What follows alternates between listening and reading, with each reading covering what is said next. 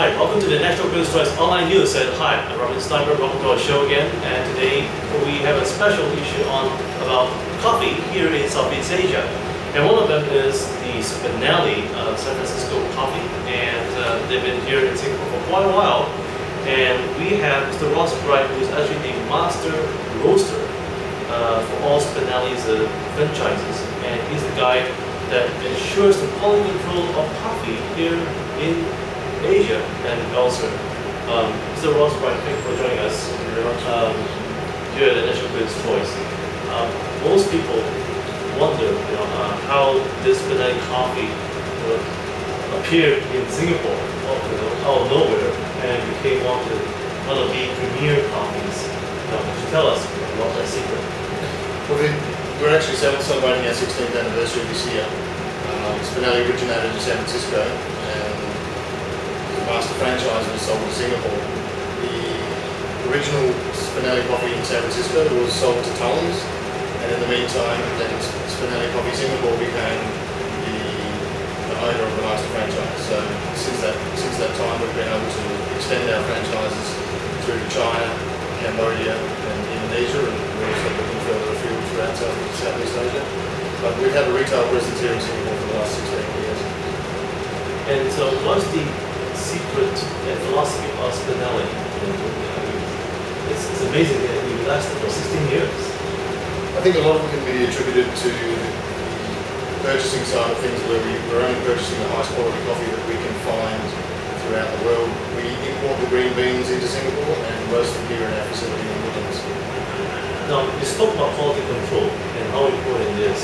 Now, when it comes to quality control, what is your criteria for quality control? Well, we bring in samples from all over the world before we purchase, and then we go through what's called a cupping session. This cupping session identifies the qualities and the aspects of the coffee that we're looking to purchase. Once we've decided on which qualities suit the purposes for our blends, then the purchasing process will begin. So that can be either directly from farms or through traders. And how long does this process take? By the time the sample's requested, roasted, cut, and then it's okay to go into the inventory, then looking at a turnaround of about, for green coffee, 6 to 8 weeks before the actual product will arrive into Singapore. And do you require any approval from ABA or from any agency to have it approved as the quality coffee that could be consumed? Well, ABA do have some requirements. We obviously have a factory license here to produce, and we're regulated every year under them. They also request from us to have some testing done for aflatoxins, that sort of stuff. So we were able to provide those sort of requirements to them as and when required. Effectively, the product that we're bringing in is declared with a phytosanitary certificate.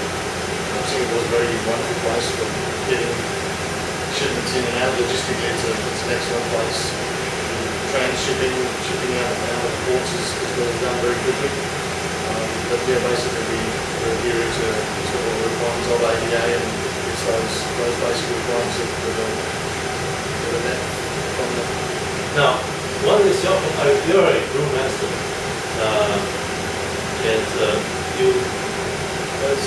master roaster. And folks, a master roaster is one of the important guys who does all the roasting for your beans. That's what you get for good quality coffee and a good taste in Spinelli's. And what's your criteria of a good coffee? I mean, you have tasted dozens of coffee, what is your philosophy of a good coffee? Well, each coffee, depending on the origin that it comes from, will display different characteristics. Those characteristics, depending on what they display, depends on where they fit into the blend. Good coffee will always display, for example, you look at some Sumatran coffees, they will typically have a heavy body, a little bit more of an earthiness, a bit of spiciness to them. Other coffees from Central and South America will typically display good acidity as well as good body. It's about getting the right combination with each origin displaying different characteristics of altitude, cultivation types, different plant species, and how the coffee is actually processed. And all of those will go into making up the quality aspect of the coffee. One of the most desired things that we like out of coffees is a natural sweetness. And it's trying to, for me, the key is to find that spot where the coffee is originating from, find the roasting spot as to where the coffee displays most of its characteristics. So coffee does taste sweet to some extent. If it's roasted correctly and prepared correctly, then there is also sweetness that can be defined from that coffee. Typically, coffee is a bitter substance. Most people will recognise that coffee is a naturally bitter. So how did you first discover that there's natural sweetness from the coffee? Well, if you look into the espresso side of things, there's a lot of different variances that can go into making a coffee sweet. It's about having the correct grind size, having the correct blend, the correct roast, having the correct pump pressure, having the correct water temperature. All of those aspects and the skills of the barista will all go into being able to extract the natural sweetness out of it. Can someone do the same at home? Yes, there is. We've been focusing on the home market for the last 5 to 6 years. We sell a line of products called Ranchilio Silvias. They're a little home machine, basically a semi-commercial machine. And through that, with some training and the right coffee behind it, then the people at home can also practice that and get a good quality. Oh, so you do provide training. And is that a complimentary cost, or do they have to pay for a fee? At the moment, when people purchase a machine, we'll introduce them to them. Depends. There's a lot of different levels of people out there. Some people have had previous experience and already know what they're doing. For the newcomers, they can undertake a course. There's a few courses out there. There's the most recent one that I've just been qualified to train is the Specialty Coffee Association Barista Level 1 and Level 2. Just been certified to be able to provide those courses. And so folks, those who love coffee at Spinelli's, please, there is hope for you if you wish to make great coffee under the great master roaster himself, the Ross Bright himself. You know, you're not going to regret it. And Mr. Bright, you know, what caused you to have such passion for coffee? I mean, many ask, you are a master roaster today. You know, what was the defining drive for you to become a master roaster that you are today? It's actually very interesting. I've done a lot of travelling through Central and South America previously, as well as Africa and Europe in my younger days. Having learned Portuguese first and then speaking Spanish, changing to Spanish after. I think when I first walked into a roasting plant when I first started in Australia 15 years ago, I walked onto the floor and there was at that time about 40 different coffees from 40 different origins. And for me to be able to pick up the product and hold the product from the various origins in my hand, there was a connection between having been to a lot of those countries, understanding what the cultures are like, and then having the product in my hand. Coffee changes hands so many times from the time it's been picked to the time it's cupped and processed and goes through all the transport and then into the roasting and then through to the baristas and then to the consumer. The amount of times it's handled that people have had interaction handling that product, it just came as I wanted to do justice to the people that were picking and spending all of that time picking bean by bean off the trees. So it's a combination of passion for the origins, passion for the people from the origins, and as well as I think a duty of care to make sure that the journey of that coffee gets to where it should be with the best possible taste. And were there any mentors or probably teachers that you admired and you have actually attribute to your success? I think my original mentor was a man called Phil May out of Known Coffees in Australia. He imparted a lot of his experience onto me and gave me a lot of opportunity to learn. Then subsequently, when I came to work for Spinelli, there was a lady, Shirin Moyad. She's excellent cuppa. She's got a lot of qualifications in that respect. She lived in Origin. She managed roasting plants in New Guinea. We complemented each other in a lot of ways, but her length of experience and knowledge of the product helped me along a lot.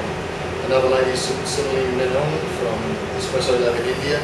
She's an amazing woman when it comes to identifying flavours in the cups.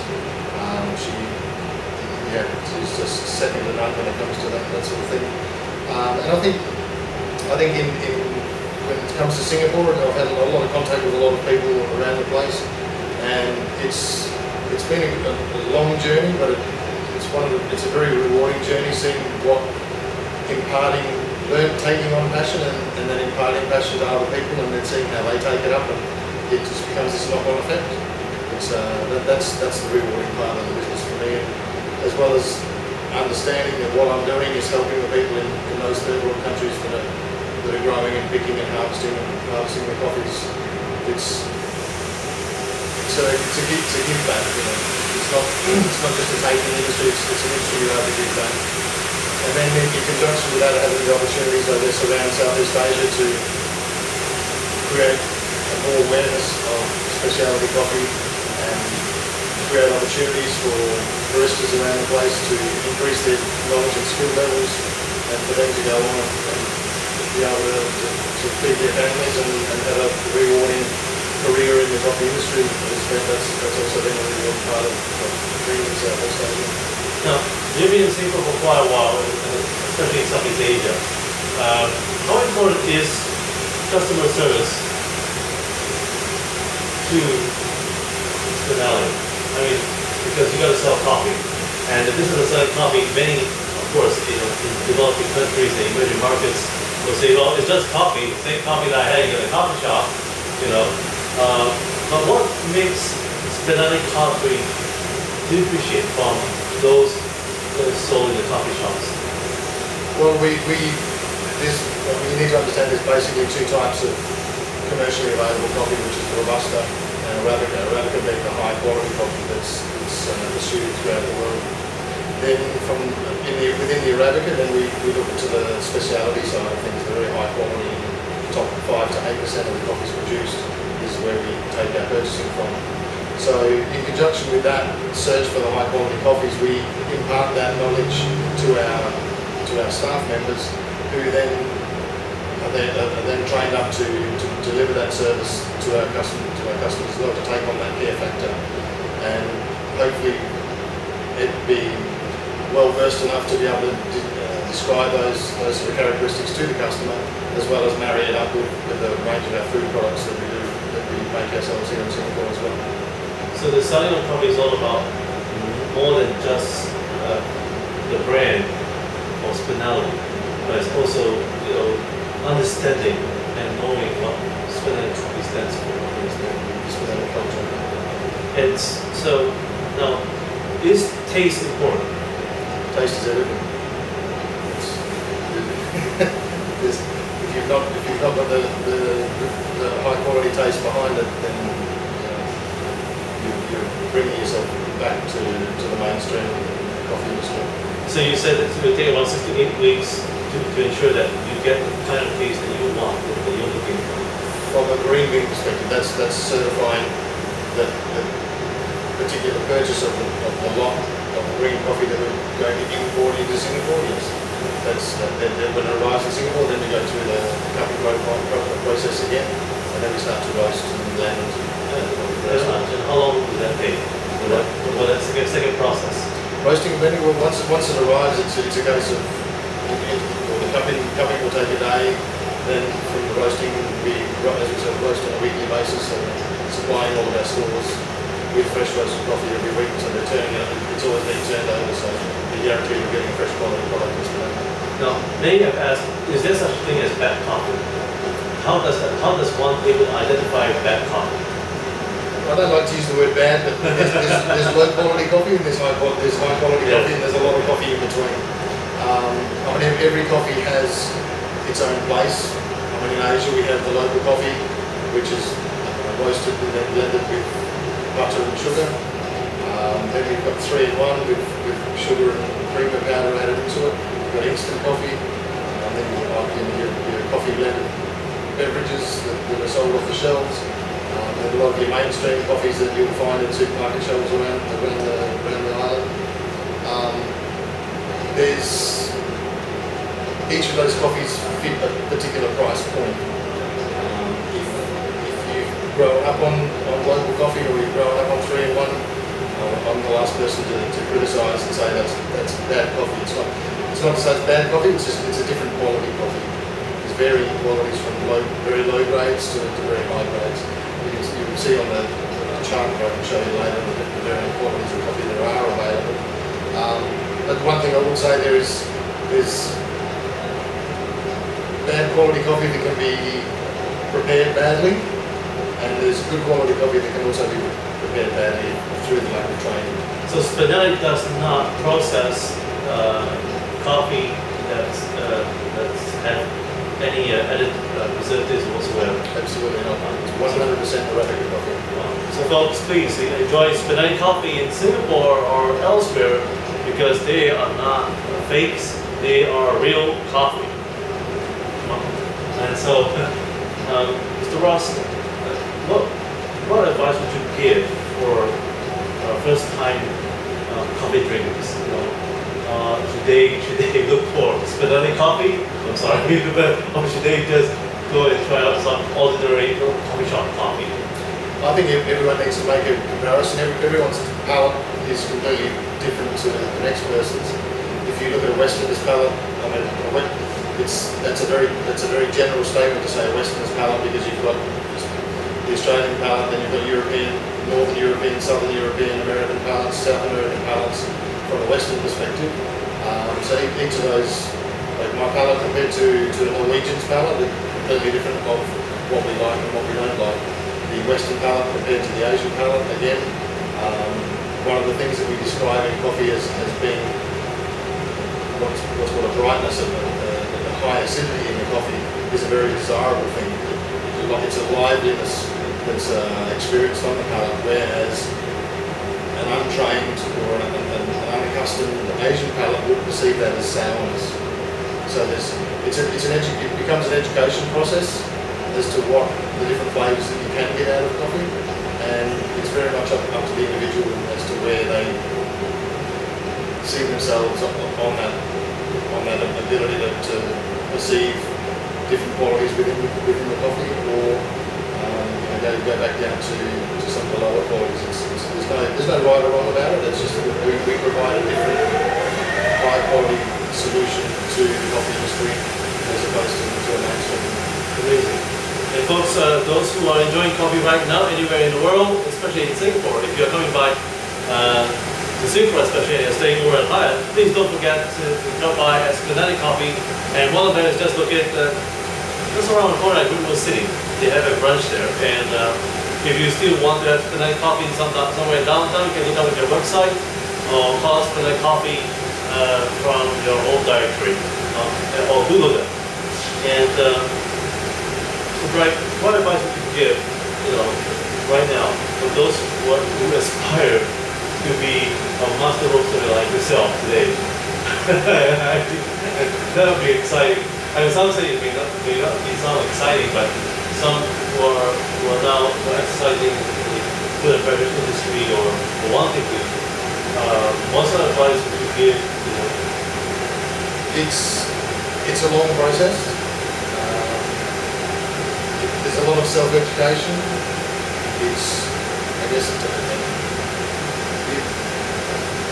You need to get a lot of opinions from a lot of different people to be able to formulate your own opinion. It's not about reading in a book and then that becomes gospel. There's a lot of trial and error. Have you done that before? Trial and error yes. You only learn from your mistakes, and hopefully you learn it very quickly from your mistakes. It's a very unique job as being roasting coffee and plus the label master roaster. I dare not use it for the first 4 years when I was learning the coffee industry when I was in Australia. It's not a title that I take lightly.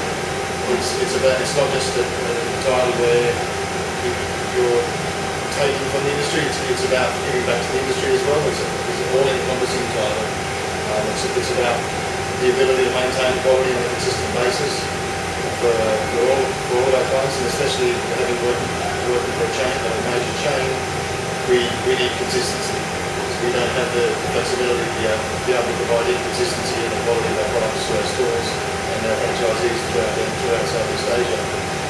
They want and expect a consistent quality product, and that's where the experience and years of hard work come into being able to provide that. What's next for Spinelli? No comment. What's next for Spinelli? David, say again. Okay. You can say that. What's next for Spinelli? Yeah. What's next for Spinelli? Spinelli, well, we've just recently opened up in Shanghai. We've got stores in Phnom Penh in Cambodia. We've got stores in Jakarta at the moment, so we're looking further afield for international franchise, master franchise agreements to bring the brand further afield in not only Southeast Asia but also the world. So we're not about going out there and just starting a franchise for the sake of starting a franchise. We investigate and work together closely with our partners so that we get strong solid growth. But we're not rushing out there to try to open as many stores as we possibly can. It's a structured growth. Well, thank you, Mr. Ross. Mr. Ross Wright.